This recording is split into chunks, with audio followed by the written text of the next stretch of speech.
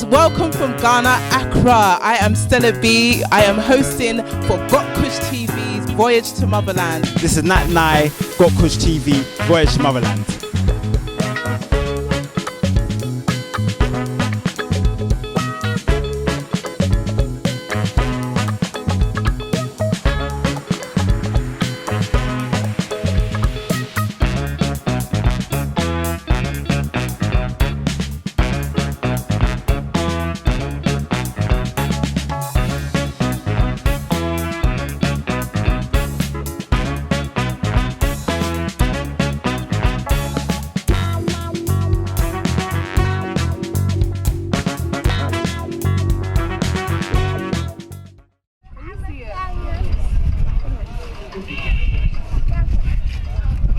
This is Ghana's year of return, a year of coming back to Africa, embracing and rediscovering your roots. Ghana projected over 1.6 million tourists to arrive at its shores in 2019. That's over 150,000 more sun seekers than it projected in the previous year, hosting tours, parties and music festivals over Christmas to accommodate its increase in tourism.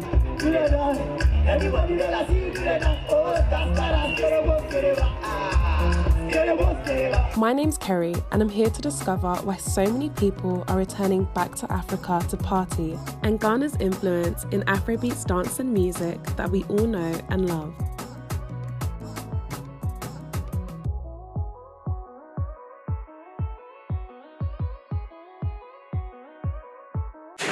Hi, my name is Goldflow and I'm from London.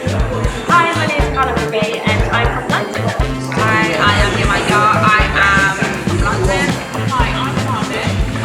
So hi, I'm Leanne. She said I'm a commercial director of here and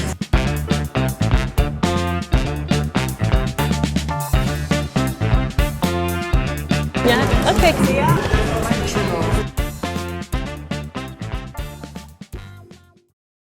Greetings and welcome to the Voyage to Motherland panel.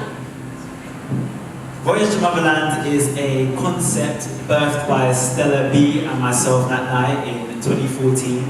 We formulated it in 2015 and we embarked upon that mission in 2019.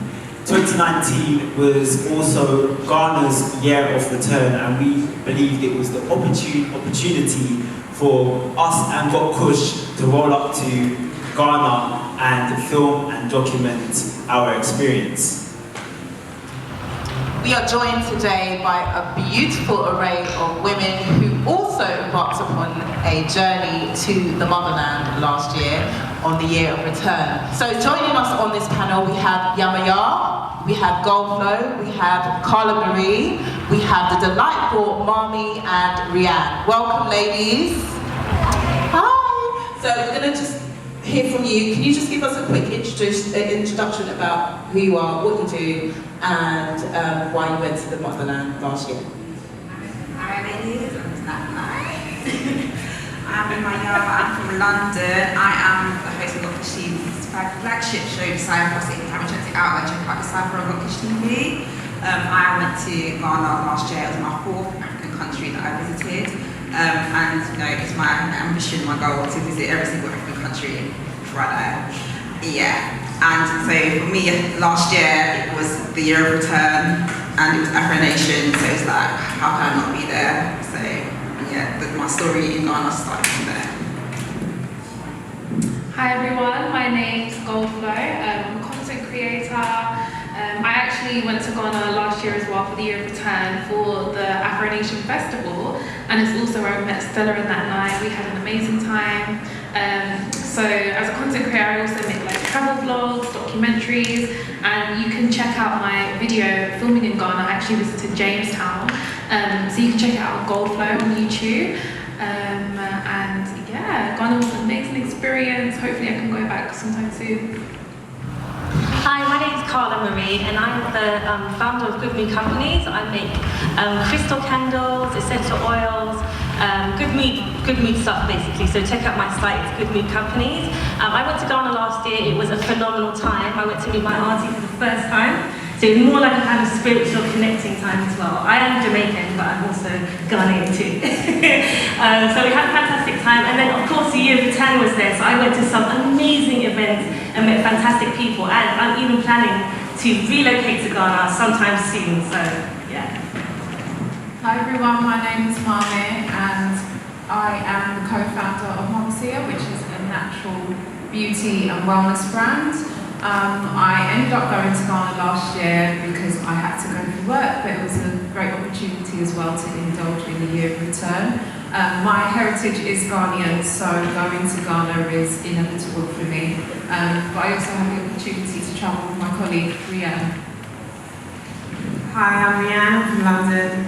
I'm the commercial director at Motherland, and it was important for me to go last year to Ghana to actually see where the produce from our business comes from. So although it was a year of the return, which was an amazing experience to be there for that reason, I was also there to actually experience making our products from scratch. So we make shea butter. So I actually went to the northern region of Ghana, which I'm told not a lot of Ghanaians go to, so I'm actually done more than most Ghanaians do.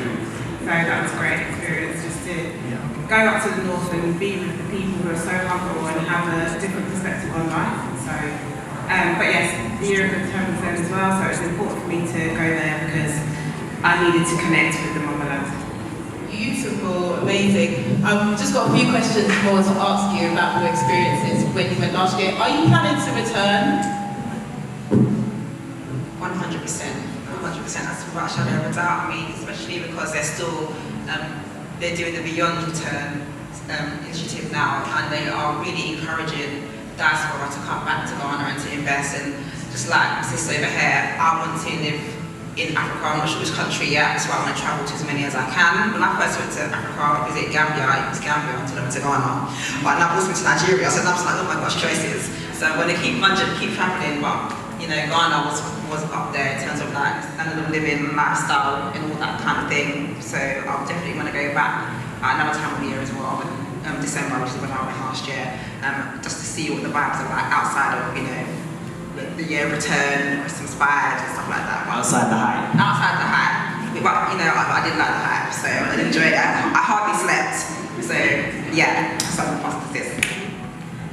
Yeah, I'm with you, Maya, on that. I mean, it was amazing. I definitely have plans to travel back. Obviously, COVID is getting in the way of those plans, but yeah, it's definitely on my hit list to travel back. It was just an inspirational country to be in, so yeah, how could you not want to go back? And yeah, so as I said before, I'm planning on relocating to Ghana, but yeah, no, I was lucky enough to kind of go outside of the hype, so to speak, as well. So I was in different villages, towns and stuff as well. I just feel like it's definitely somewhere I need to be, so yes, I will be returning. I was meant to go in July, but lockdown shut it down for me, so yeah, I'll go soon. Absolutely, Ghana's home to me, so definitely going back. Yeah, I'm definitely looking at buying some land there and setting up a base there and having it as a place to come and go from. So yeah, I think it's important for me to be on that continent somewhere. So I feel the general consensus is a big thumbs up from our panel. My question is, what exceeded your expectation, or what about your experience exceeded your expectation whilst you were there? So there was obviously a reason for you to go, right? Afro Nation, year of return, business, etc. But in your trip this time, what exceeded your expectation? Everyone amazing, I'm bougie. So I've been to Gambia, and you know, it's very simple out there. I went to Ghana, all the things that I enjoy in the UK, eating at nice restaurants, going to nice bars, shops, that's that kind of bouginess. I wasn't expecting it. I just didn't realise it would be like home in that sense, where it's just, you know, the standards of the food, the restaurant experiences, the bars, and just the general hospitality sector was very, very, very good. And I was having this conversation the other day with my sister who I went with. She was like, oh my gosh, my phone died. I can go to Apple and try and get it fixed. And you know, she just the misconception that people have of Africa about how developed it can be, and obviously some areas are more developed than others, just what you can access out there. Ghana really was just able to deliver on so many levels. So that exceeded my expectations based on other countries that I've been to visited in Africa. Yeah. I think for me it was the aura and the energy. Obviously I've grown up Black British, but I loved being in Ghana because it's just your people. Like you're surrounded by your people, and even the level of hospitality. Myself and my sister actually, we got invited to church out there, and we got invited to a church out there, and you know the food that they had, like the way they greeted us. So for me, it was just the aura and the energy out there. It was just feeling one, and yeah, it was just feeling one out there. Yeah, so I kind of agree with you as well with hospitality. I really love the people there. And on day one, I met these two great guys, Michael and Jeremiah, and I was staying at a really lovely hotel. And they literally took me around like most of Accra. And then I met so much really nice people. And just the look, the vibe and everything, it reminds me of Jamaica. And so I kind of felt very much at home as well. And like it was just a really nice connection. Everyone's so talkative. And what else was good as well, when you sit in the throat row in the back, and you don't say anything so no one knows I'm from England, they kind of thought I was going here. So I had a little bit of gossip going on, so I quite like that vibe of like the realness of the situation. I think for me, last year was definitely seeing the development, so I come to Ghana often, but I definitely saw a difference when I went last year, like the roads were more developed, more clear, so it was nice and easy to get around.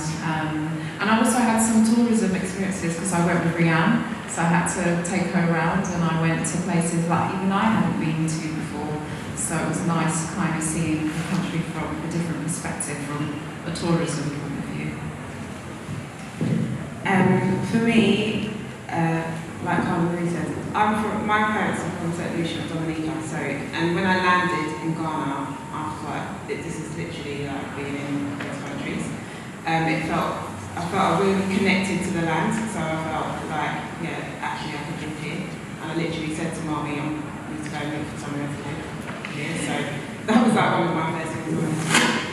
But what really surprised me is going up to the north and seeing a different way of life. I think when they depict Africa on the TV, they make it look so like impoverished, people are just suffering, and it wasn't like that. People didn't have much, but they were happy and they were humble with it, and that was really empowering to see, and it gave me a different perspective on life in general, because everyone knew everyone, and I just think in this country, you're lucky if you know your neighbour, so it was such a beautiful experience to see how people live in harmony together, and I think that's how we're supposed to live, and so it just made me feel like it's important to try and have that experience at all times.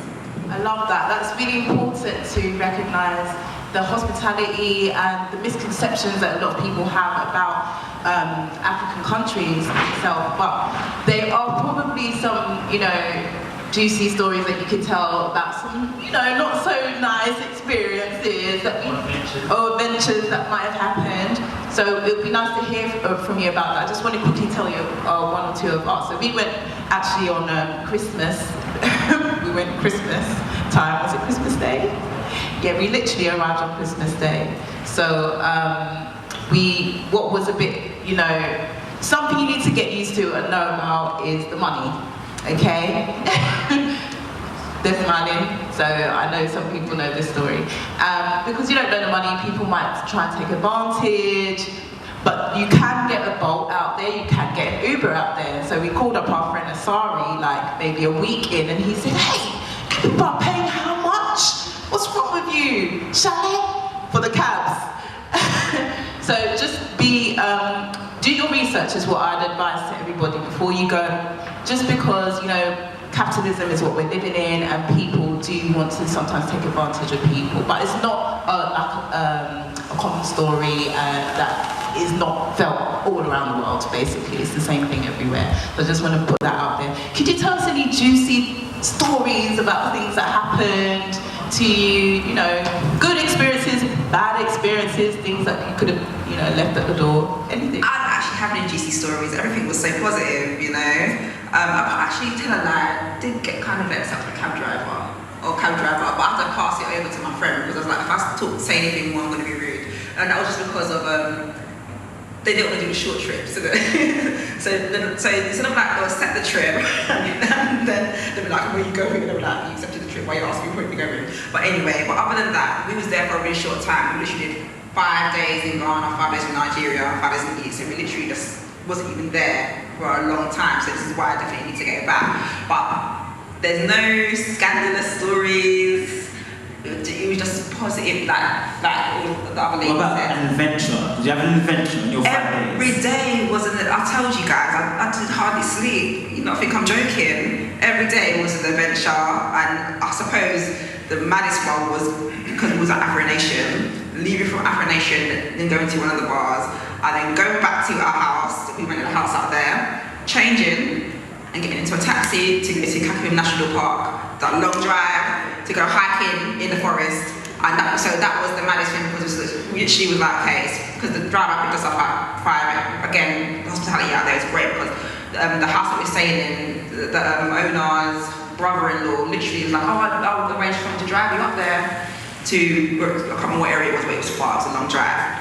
And literally, we got in about 5 a.m. in the morning and they were coming at 6 o'clock to pick us up or something like that. So we literally was like, no point going to sleep, let's get changed, some comfortable clothing, and got in the cab and drove all the way, and it was a long drive, and on the way, it was amazing. We picked up so many like road street food, or roadside treats on the way. I can't remember what it was called, but it was like this thing in a bag, it was like porridge, millet porridge thing, and all these other lovely things on the way. It was not in Nigeria, you call it pop, I can't remember what you call it in. But I was like, all those little snacks on the way, because I love food. Like, I'll travel for food, and I'll travel for music, and I'll travel for vibes, and it's like, I just want to experience all the cultures, all the foods, cultures in the world. So that was a lovely experience, and the best palm wine on the way, because we went to Cape Coast that same day, I think. Yeah, we went to Cape Coast straight after. So on the way, we picked up some palm wine. It was sorry Nigerians, but that was the best palm wine I've ever had. And the worst part is, because it was so hot, it burst. So we only got to taste it. Because it burst on the way. So the journey on the way to BLACKTRICITY National Park, I stepped most of it on my friend's shoulders, half dead. There's pictures of me in the park, half dead. And then went from there to Cape Coast, and yeah, it was just a lovely experience. Even tasting like the fresh cocoa pods, fresh raw honey. It was just amazing. So that was an adventure for me, going from that side of things to the contrast of like seeing the beauty of the country and the food and the people. So yeah. I think for me, touching on a kind of scary story, it was kind of when me and my sister first landed in Ghana, and we were going to a mansion party that was just outside of Accra, and we decided we wanted to leave early, but it was like 3 a.m, so Ubers aren't working at that time, and we had the security guards. They decided to stop a cab, like just one of those random cabs on the road. So he stopped the cab now, and me and my sister are a bit hesitant to get into the cab because it's 3 a.m, we don't know who this guy is. Like, it was such a stupid decision. And then whilst we're getting into it, the security guard was actually taking pictures of his cab number and plate. And we were like, it just made my anxiety increase. Anyway, cool. So the cab driver gets about halfway now to our destination, and we're about an hour away. And he decides to randomly stop.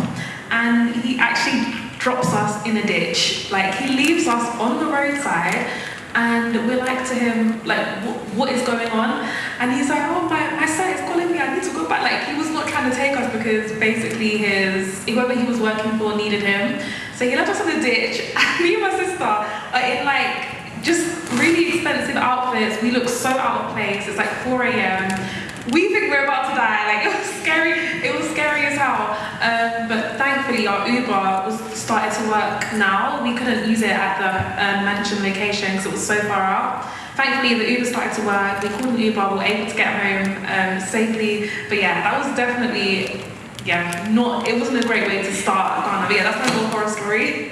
I guess mine's a little bit different. It's probably something that maybe you might have experienced going to Cape Coast. So went to visit the Cape Coast Castle. Last time I'd been there was 14, so you know, at 14 I couldn't really process what I was experiencing at the time, but Rianne really wanted to go, so we went to Cape Coast Castle and it was really traumatic. I couldn't actually go in and explore it, even though like we had a guide to take us around. I just kind of sat in one place and I was like, Rianne, you go and do the tour, you be brave for me, you go and look around, I'll wait for you here. So yeah, it kind of just put a bit of a dampener on the day and on the journey, but it was nice also just to see like the old architecture of Cape Coast, because it is an old town. It was the first capital of Ghana, so it was nice to see kind of how they lived in that time. But yeah, I guess mixed emotions. Actually, the only thing I could say that was a bit mad is on day one when I got there, and then yet again like an Uber story. Like the guy, it was supposed to be like, I don't know, I can't remember the amount, but I'd say like £20. By the time I got to the 10-minute journey to the hotel, it was £100 he was charging me. Listen, I got off one piece of cussing, I was tired, I got off the plane, I had one piece of cussing, and then basically I was being so loud, he's cussing me in Ghanaian, I'm cussing him in Jamaican. And then the staff came outside, they kind of was like, kind of calmed down, whatever. And then I got some free Prosecco, so it was a good time. I had loads of adventures in Ghana, from going out and partying and doing lots of different things and having lots of experiences, but this northern journey that I keep talking about was an experience. So my friend Marmy here made me go on the 12-hour coach.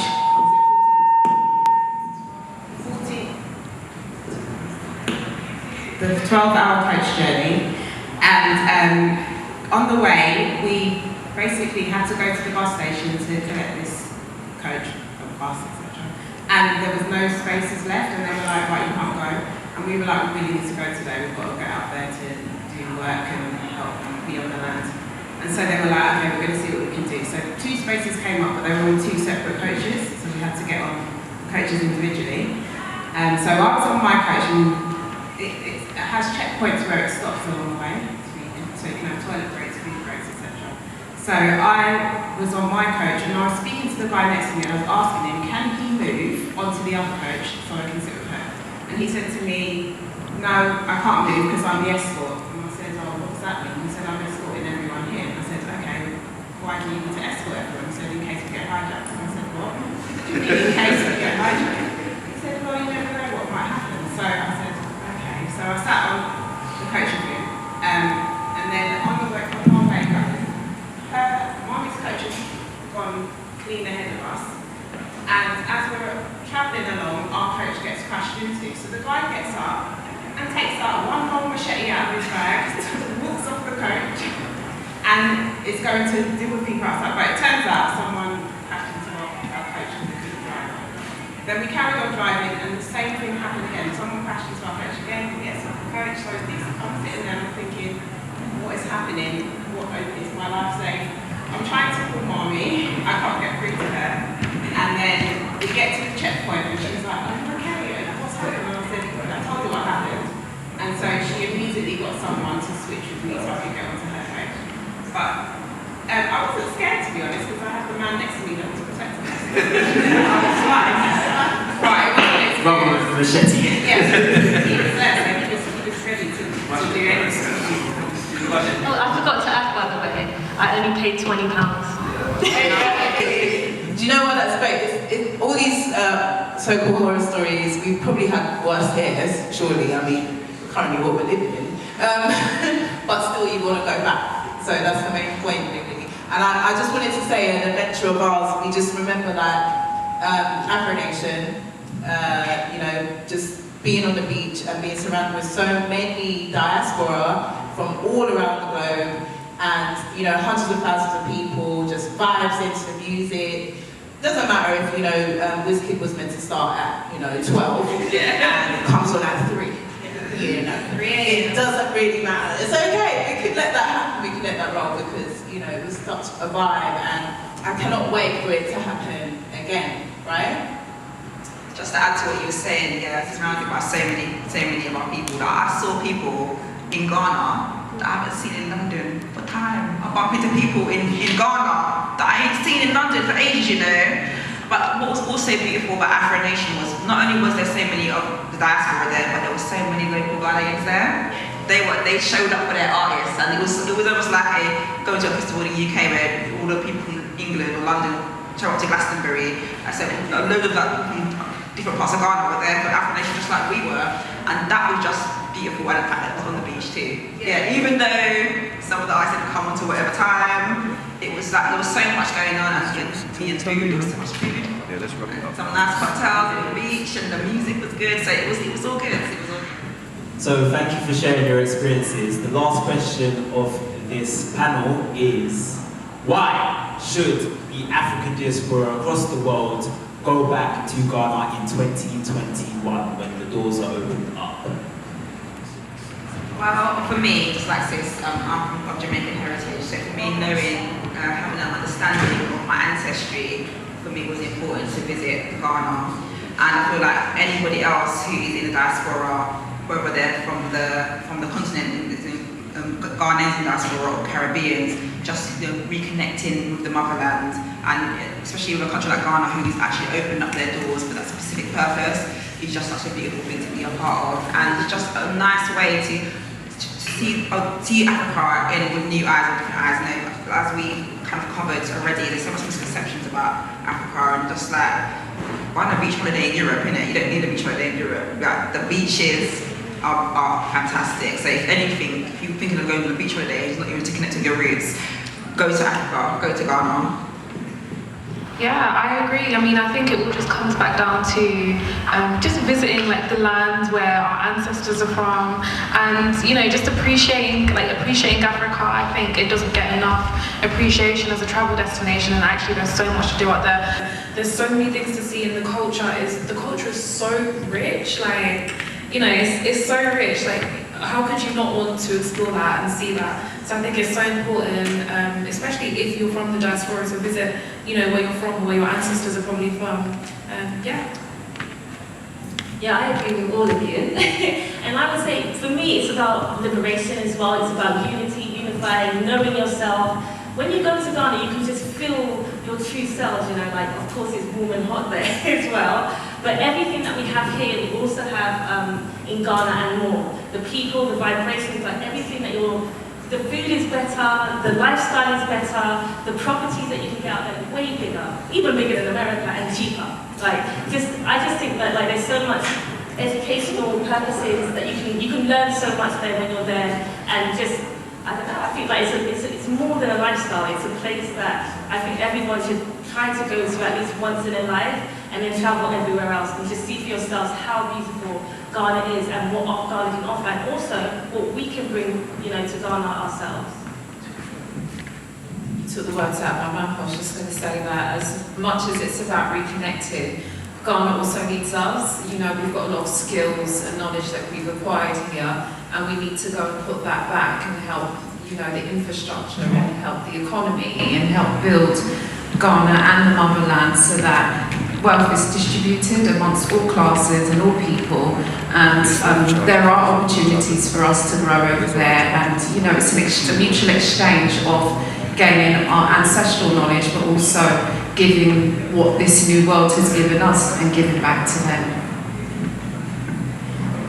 And I also think it's important to, obviously as everyone said here, understand the heritage, understand where you came from, because where we landed is not where we're from, and so it's important to get that history lesson, because I don't think we learn that at all until you go back to the country and you experience it directly for yourself. And I think as well, Ghana is beautiful. It's not just about the food or the music, it's the land itself, the beauty of the country, the sea, the mountains, if you can get to go there. I think there's so much to see in Ghana, I think, and it's important that everyone gets the opportunity to go there and do that. And if you can set up a business there, do so, because it's important to really create that economy that comes from the UK back into Africa, and we can actually grow and really just become a superpower nation. Thank you, Queens. That was so beautifully put from each and every one of you. Welcome to Ghana. go beyond the return to a home of a rich cultural heritage where nature is incredible. Adventure is everywhere and the people are warm. Go beyond to a home far from home. Visit Ghana. Wow, that was amazing, and I really wish I was in Ghana right now. Don't worry, Stella. 2021 will see us in Ghana with Voyage to Motherland, with GKTV, with BLACKTRICITY.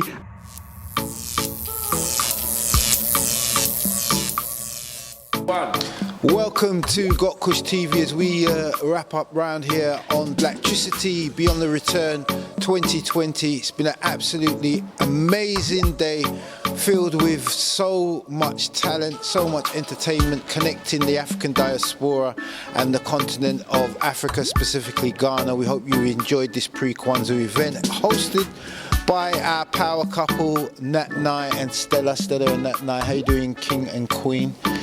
Thank you so much for doing what you do and doing so well. Did you enjoy yourself? Absolutely. I mean, it was an honour. It was a pleasure and an honour. Yeah, it was fantastic. What a magical day, honestly. BLACKTRICITY indeed, like the electricity that was just pumping through every single performer, every single presentation. Amazing. Yeah. Well, and look, we're in England. We unfortunately weren't able to be in Ghana because of the reasons that, yeah.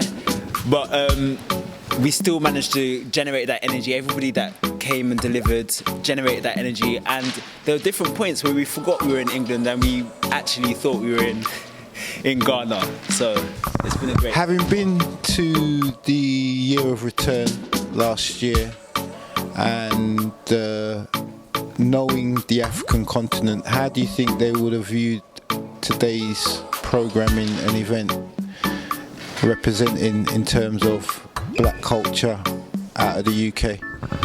I think they'll be very proud to see exactly what their vision coming to light. You know, they want us to connect as the diaspora back to the motherland, and this is a clear example of that. You know, we've shown the connections there. Some of the people that actually attended today, we met last year in the Year of Return. So to see that whole thing just forming and growing, I'm sure that is the intention of the Year of Return, and then beyond the return as well. So I think they'll be proud. Yeah, I absolutely agree. They'll definitely be proud of what we have achieved today. And it is a part of their vision. This is exactly what they want.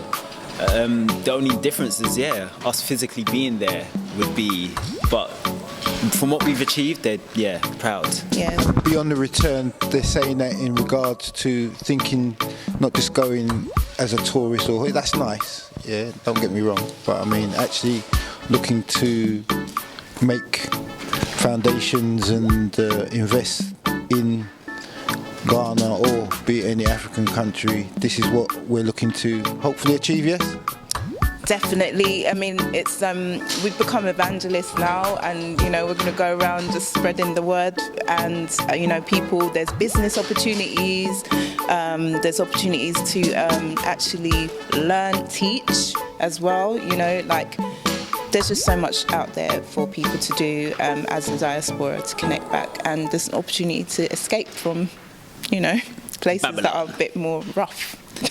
And Ghana opening their doors to us, the African diaspora, is very important. It lets us know that they see us and our role in the rise of Africa as very important. We as Pan-Africans, we know what it is. And but for them to literally open the doors and say, come back home and contribute to our society, tells us that they know that we are important, and it's a good feeling. So 2021 wrapping up, we can look forward to Voyage to the Motherland, beyond the return. Let's see how we can set up roots from that night, Stella. 100%. We're going to be touching more countries in Africa as well. as well as Ghana, because, you know, Africa's a massive continent, but a lot more footage from Ghana itself. It's huge there. We didn't get to see everything we wanted to see. We want to meet a lot more people, so watch this space in 2021 for more Voyage to Motherland. To be fair, Ghana is the centre point, but we're coming from a point of view that the borders are not really relevant to us. So Africa is one continent and we are one people. So we want to cover the entire continent. That's the mission of Voyage to Motherland. But Ghana is the centre point. Well, thank you for covering it for Got Kush TV. Yeah, we really do kind of appreciate that. I always say it's great to see when we get together as a collective and the ideas, they actually manifest themselves on the screen and we're like, oh, it happened, because that's, I always think, is a major part of the achievement or of any success, and to actually make it happen is a great thing. So long may it continue. And we thank you all for joining us here at Got Kush TV, and we thank our hosts Nat Nye and Stella, our power couple. We'll see them most definitely once again on the UK's #1 conscious platform. As we say around here, you ain't got nothing if you ain't got Kush. We out.